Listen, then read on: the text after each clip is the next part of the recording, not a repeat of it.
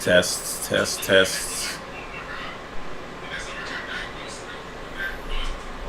You need a headset for that?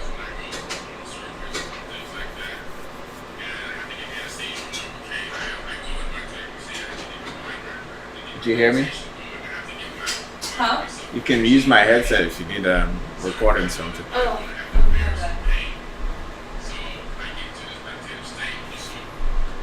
Go ahead. All right. So I've been reading a lot about medical tourism and why people actually go to different countries to find out. And mostly the reason why people travel to other countries for medical care is, you know, because of costs, um, the culture, maybe unavailable or unapproved procedure. Medical tourism, as a term, is when a person travels to another country for medical care, and each year there are millions of people from here in the U.S. that travel to whether it's Mexico or Canada or some or countries in Central America, South America, or the Caribbeans. They travel out there to get medical procedures done. It's not news that the medical treatments out here is very expensive. Also, to receive care from a healthcare provider who shares your culture and your language is more desirable to a lot of patients these days. You know, the patient experience is very important to people, so they'll spend that money to book a trip to Costa Rica for dental work. I had a patient that recently, her and her husband, they were prepared to, they were going to go on a vacation to South America, but they decided while they're out there to get dental work done. Whether it's the primary reason was the dental work or they were actually going on a vacation, it's not clear. But I think it's part of the medical tourism culture that we're speaking about. And a lot of procedures here in the West, to get a procedure or a therapy that's not available here in the US, or maybe it's not FDA approved, people will make those trips abroad to seek that care. And the most common procedures that people undergo on medical tourism trips include dental care, surgery, cosmetic surgery, BBLs, fertility treatments, organ and tissue transplants, and a lot of cancer patients are seeking treatment abroad as well. Medical tourism, you know, as popular as it is, it's also very risky. You risk getting infections, antibiotic resistance. Quality of care might vary depending on where you go. You might also run into problems of communication challenges.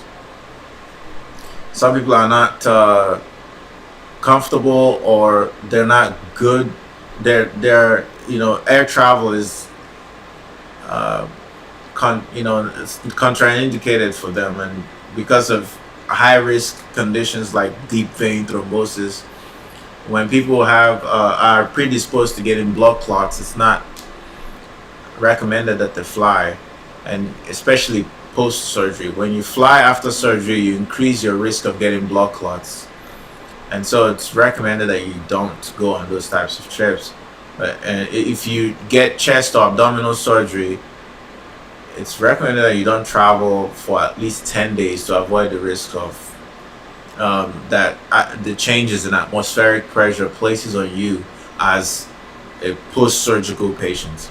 So people who get cosmetic procedures to their face, their lips, or their eyelids, or their nose, usually are instructed not to fly 7 to 10 days, and most people put that into consideration when they book their trips. I don't need to say much about the high risk for infections. Infections, antibiotic resistance, it's definitely a concern. But I wouldn't necessarily these all these concerns are valid, but I also want to add a caveat that medical treatments abroad are starting to, or quality of care is significantly improved than what they used to be. Some countries' requirements for maintaining licensure, credentialing, or even accreditation may be less than what's obtainable here in the US. In some countries, you might also have counterfeit medicines or lower quality medical devices. But the reality is, with the advent of technology and technologies improving exponentially globally, so medical science is also improving as well. So I wouldn't. It's important that you do your due diligence when considering taking a trip for medical purposes. But I don't think that you shouldn't consider it especially if you need it and you can't afford it, or there's some other restriction that's preventing you from taking the trip. Do your due diligence and make that decision for yourself.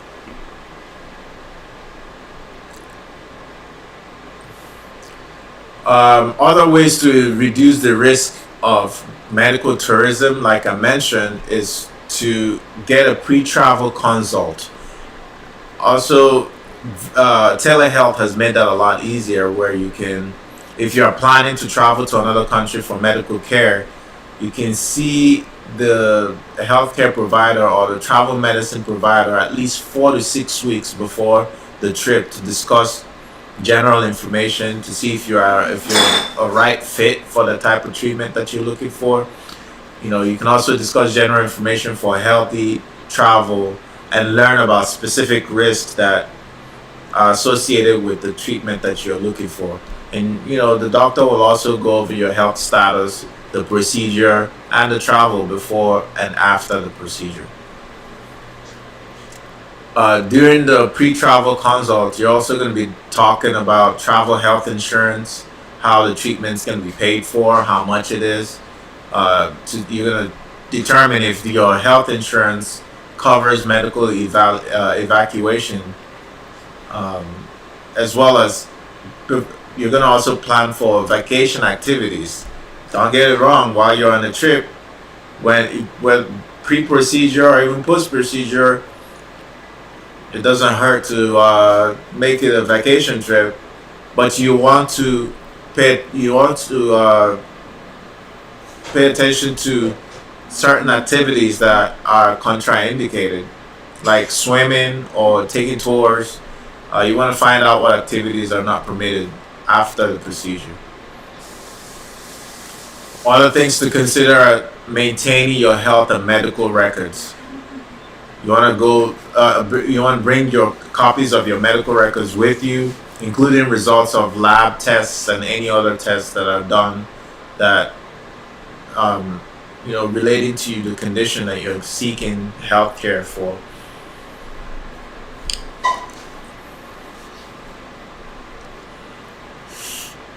Also, before you go on the trip, you want to let the medical staff over there know what kind of allergies that you have. You would need to pack a travel health kit with your prescription and any over-the-counter medications that you're currently taking. You're gonna need to bring enough medicine to last your whole trip, because you may not be able to access some of these medicines. You also need an extra in case there's delays. It's important to bring copies of all prescriptions and any list of medications that you take, including their brand names, the generic names, manufacturers, the dosages. Usually, the ideal thing is to print out a copy of it and take it with you, laminate it if you need to, in case. But if you have it digitally or on your phone, on the cloud, you don't need to carry any hard copy with you. Again, research the healthcare provider and the facility that you're going to be getting the procedure at. Do your due diligence. it's you'll need to check the qualifications of the healthcare person that or the provider that you're going to be using, or who'll be performing the procedure, and the credentials, and see if they're actually qualified to perform those procedure that you want to get. Accrediting groups, including Joint Commission International, DNV GL International Accreditation for Hospitals, and the International Society for Quality in Healthcare. They have lists of standards that facilities need to meet to be accredited. Note that all surgeries carry risk of complications, and accreditation does not necessarily guarantee positive outcome. And you're going to be educated about that by your healthcare provider. If you do decide to go abroad and there's a communication barrier or language barrier, that's something you want to plan ahead of time to communicate with your doctor and get a really good understanding of what your expectations are. While you're there or before you go, you want to arrange for follow-up care. Identify where you'll be staying immediately after the procedure. Obviously, it's important to travel with someone. Travel with a partner or a loved one who's going to be taking care of you post-procedure. Before you travel abroad for medical tourism, make sure you get any needed follow-up care in the U.S. On your home country.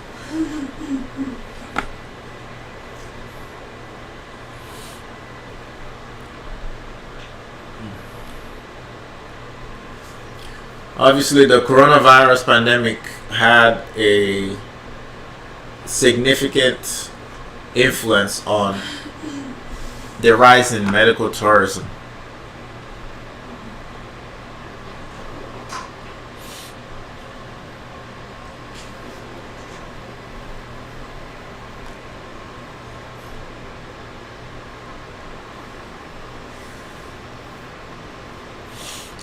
Huge savings, no wait time. You get all-inclusive packages, certified doctors. They also finance it for you if you need to. 100% financing, and some of these companies will offer that. There are bilingual case managers, free concierge services, thousands of happy clients. There are services now that cater specifically to medical tourists. That some of those concerns that I raised earlier have been addressed. The beauty of this space, the healthcare entrepreneurship space as a whole, is that there's a lot of competition now, and with competition leads to a rise in quality of care. So when you have a lot of companies competing for your money and competing for your to provide services to you, they iron out some of these issues that I mentioned that might be discouraging. That's why I said, even yes, do your due diligence, but don't get discouraged of not leaving the country because you need care. Because it's better that you try out other places and give yourself that opportunity to find the care that you need than dying here because one, you can't afford it, or maybe you don't have insurance, or your procedure is not approved, or whatever the case may be. It's your body, it's your choice. You do whatever you need to do to survive. And the beauty of the internet is that it's available for you. You can do an easy Google search and make sure you go down the rabbit hole to research the providers and the hospital or facility that you're getting the care at. And I'm seeing, what was that?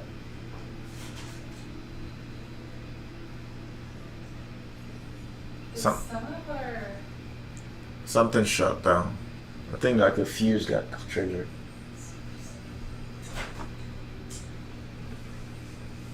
Let me make sure my thing is still going. Anyway. Is it because of everything I was doing, or is there like... We have too many lights on. Anyway, moving right along.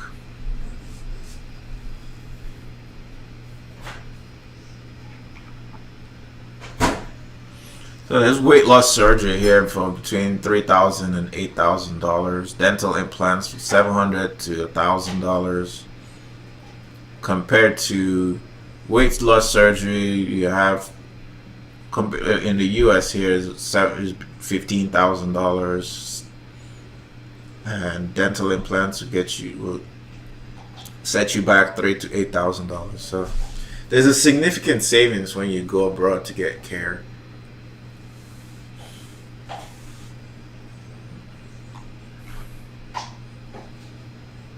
I know a lot of people going to Costa Rica for dental care. Mexico, dental implants in Mexico, you know.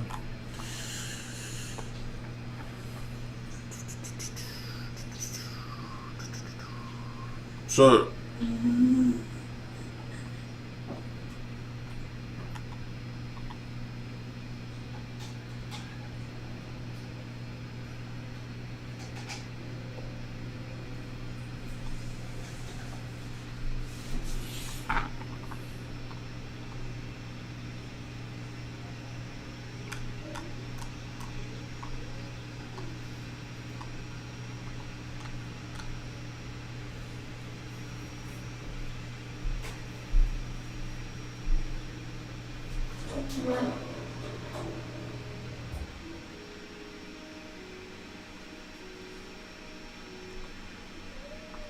it's wild that you have to leave the West to go to other countries to get basic care. Popular countries for medical tourism include Mexico, Colombia, Costa Rica, Turkey, India, Dominican Republic, Malaysia, South Korea, and Thailand. A lot of people who travel to these places prefer to have treatments and procedures done, they prefer to do it here, but considering just how much there's a lot of, how much it is and how expensive it is, it's a sensible decision to seek care other places.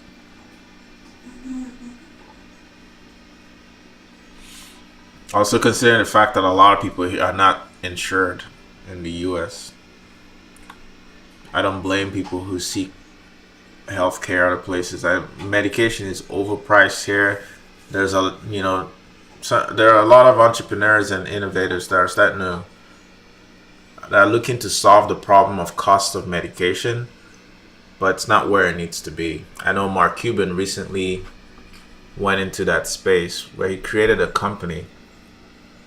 And what he did was he figured out that in order to drive down the cost of price, he had run into a problem where he was trying to pay for cardiac medication for one of his athletes, one of the members of the Dallas Mavericks.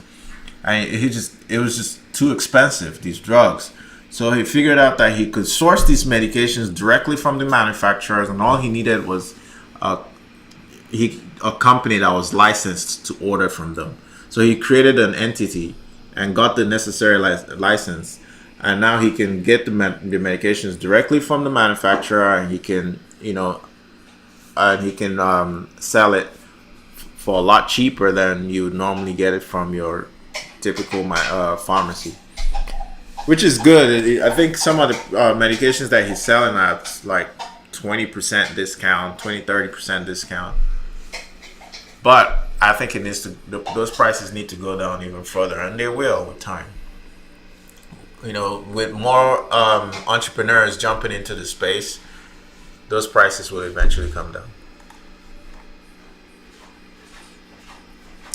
Obviously, because of the demand, medical tourism is a lucrative business for a lot of these countries, and much of the money brought in by medical tourists is reinvested into the local economy and the health infrastructure. So you can look at it from an altruistic standpoint. You're contributing to the local economies of these countries that you go to purchase medical services.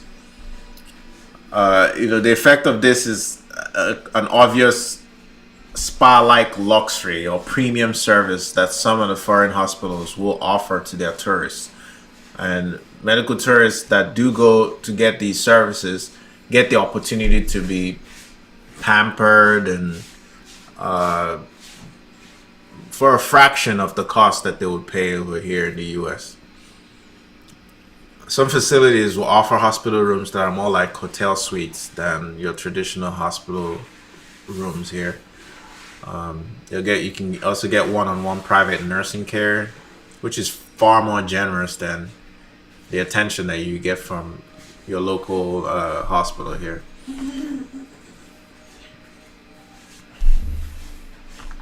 So your celebrities will go abroad because they get more privacy than going to. There's a thing here that HIPAA is supposed to be a federal law, but somehow media always finds a way to get information about people or celebrities or public figures when they go to get care, and I don't know how they're able to get that or what law allows them to get that, but I can understand when public figures seek care abroad because they can purchase privacy if they needed to.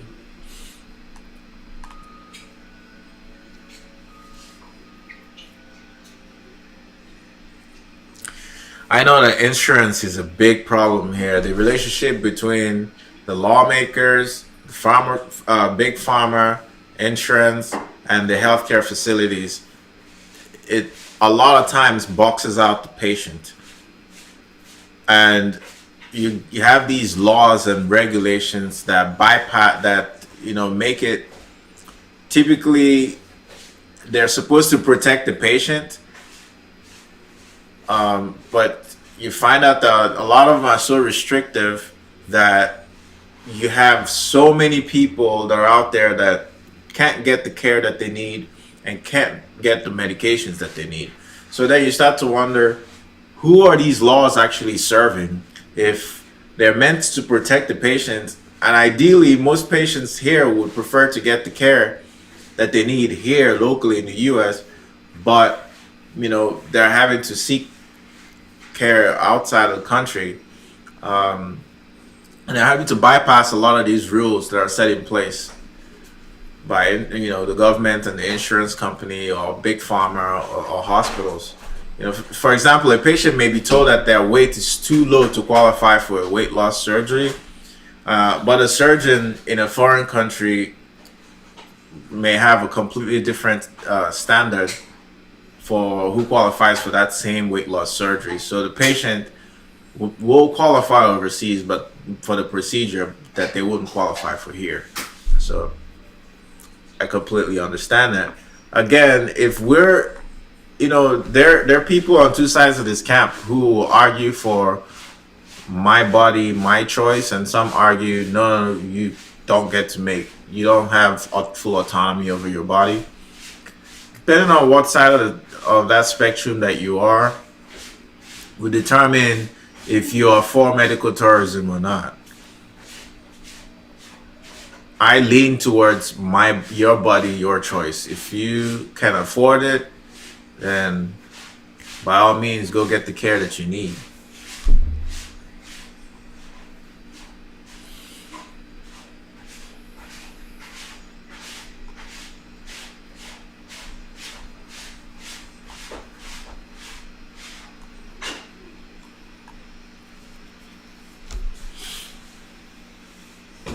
Another major reason people would go for medical tourism is like some of the people who are waiting for, say, kidney transplant or heart transplant, and there's a long waiting list. Transplant tourism has become a big thing, and it's one area of medical tourism that's strongly discouraged by organ and tissue transplant professionals here. Most international transplants, they are considered black market surgeries, and they're not necessarily considered high quality surgeries. Again, your body, your choice. But let me just give you a background of what's the news out there. There's a lot of talk locally here that China, for example, is believed to perform more more kidney transplants than any other country. And it's widely believed that in China that they take organs from political prisoners to perform these surgeries. That might go against your ethical, uh, you know, philosophy or what you believe in. You know, some people argue that in India, that living donors are often promised large sums of money to donate their kidneys, only to find out that they have been scammed and never received payment. Even though selling an organ in certain parts of the world is illegal, as it is in most areas of the world, but you know, these scams exist and crimes exist. But my view is your body, your choice. Wherever there's money to be made, there's going to be grifters and there's going to be unethical people in that space because there's exchange of money. And I don't think that if you need care, that you should restrict yourself from seeking care from wherever you can get it or afford it because they're unscrupulous characters. What you do need to do is you need to spend time to do due diligence before you make that commitment.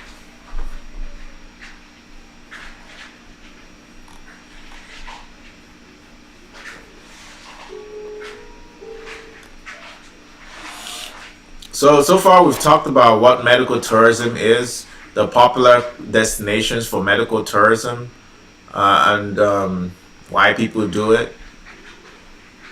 So the next thing I'm going to talk about now is what resources exist for people who do, if you choose to go abroad to seek medical care, um, what exists out there for you.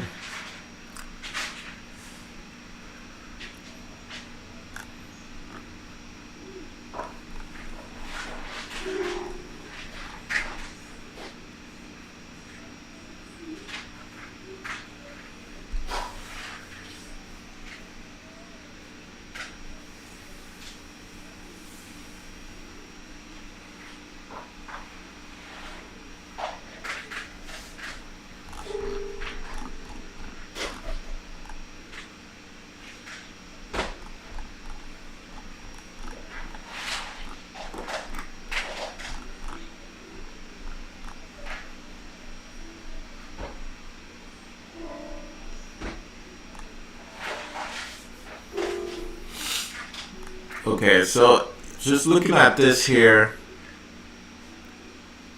a systematic review of 50 medical tourism websites, marketing treatments and services in Europe found that obviously there's just different and varying options available. Uh,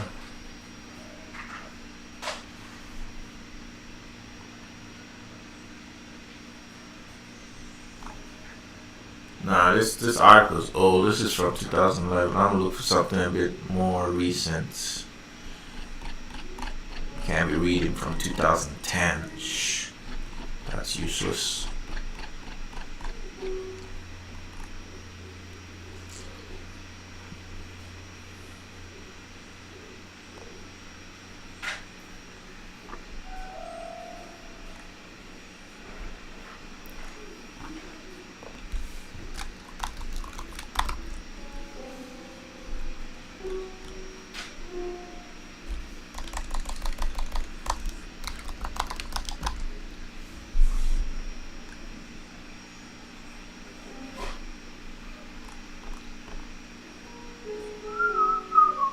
I wonder what kind of insurance is available for medical tourists.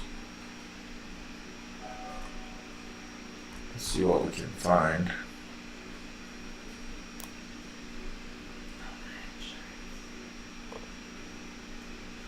Nomad lists. Okay, so there's this website called nomadlists.com. It's got really uh, current information for people who travel abroad and where they can purchase insurance. Let's see.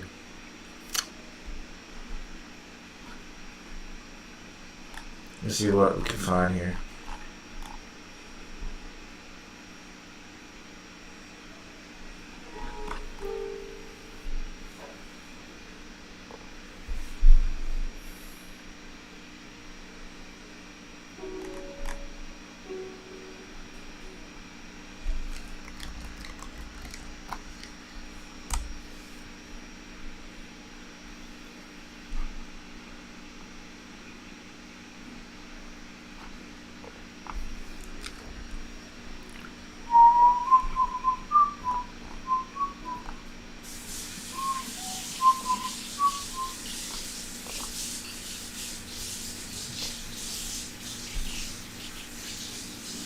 Custom Assurance Placements Limited, Global Protective.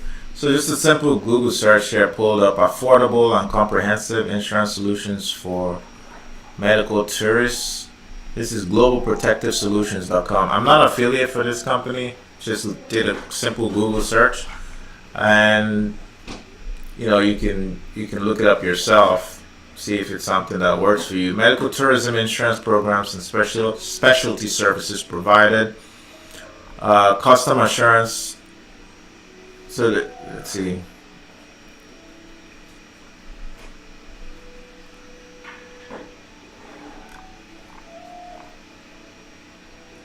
So they have first liability insurance coverage related to medical tourism for either the facilitator or the employer. If you have an insurance need related to medical tourism that we do not have, let us know and we will attempt to locate you. Services and benefits highlights.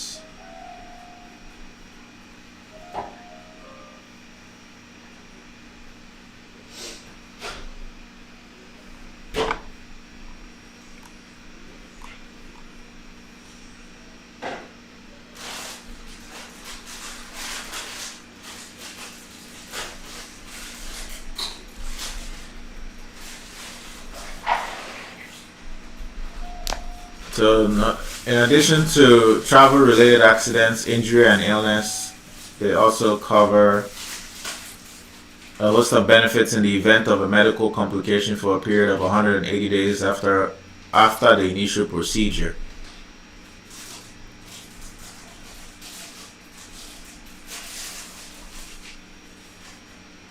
Their program offers the most comprehensive and broadest group of benefits for medical travelers on a worldwide basis, and it's the only program of its kind that provides protection for medical travelers seeking treatment outside your home country. Travel accident and complication services and benefits are available for both individuals and employer, hospital, or facilitator groups. So this seems like this guy's offer something significant here. I haven't used it. I don't know much about it. You'd have to do your due diligence. globalprotectivesolutions.com. So check them out if you're interested in medical tourism.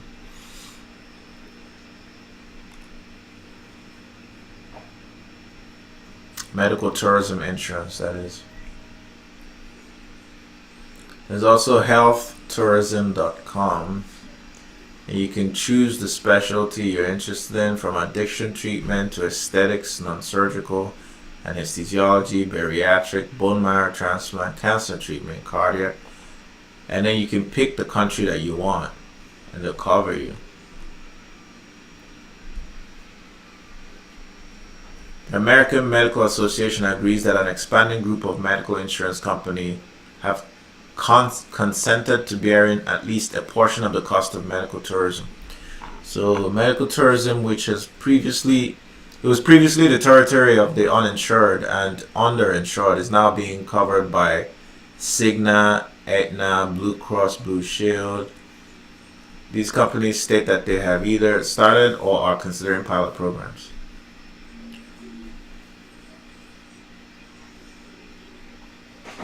Okay. Well, they've seen money in it, so they're gonna navigate there and they're gonna cover people. So Some insurers and physicians are cautious of lower cost luxury.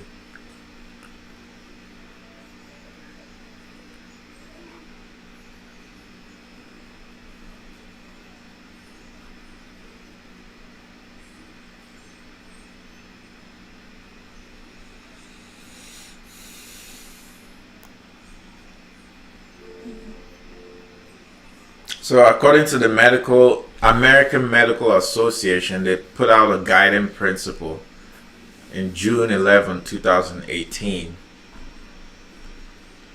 So they needed to stay ahead of this trend. Among the key points of the new guidance, individual physicians should familiarize themselves with issues in medical tourism to help support informed consent, help patients to understand the nature of risks and likelihood of benefits, especially when patients desire an unapproved therapy. Advise patients who consult them in advance whether the physician is willing to provide follow-up care. Offer their best professional guidance as they would for any care decision. Respond compassionately to requests for follow-up care for returning patients who had not consulted the physician before seeking care abroad, and carefully consider the implications before declining to provide non-emergent follow-up care. So the AMA, they recognize this trend and they have adjusted their guidelines to cover it.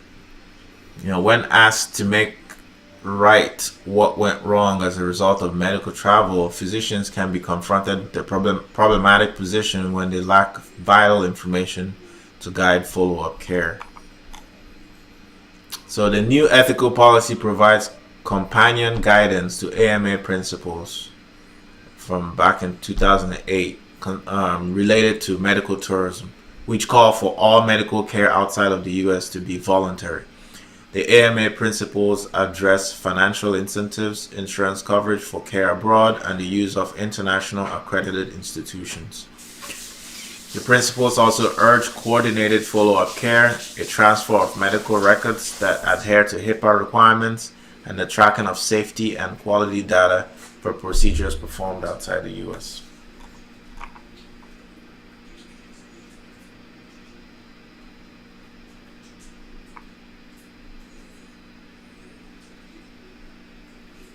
Okay. Well, as you can see it, yeah, it's a huge trend. It's not stopping. It's only getting bigger because the insurance company are in on it now.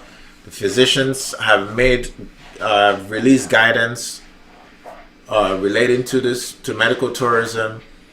Facilities abroad are making a lot of money because they're attracting people. And they're also improving the quality of their care. So it's a win-win for everyone. All parties benefit from this situation. So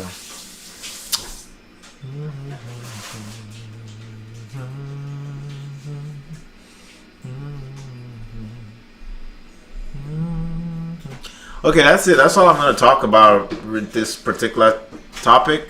And stay tuned. I'm going to bring you more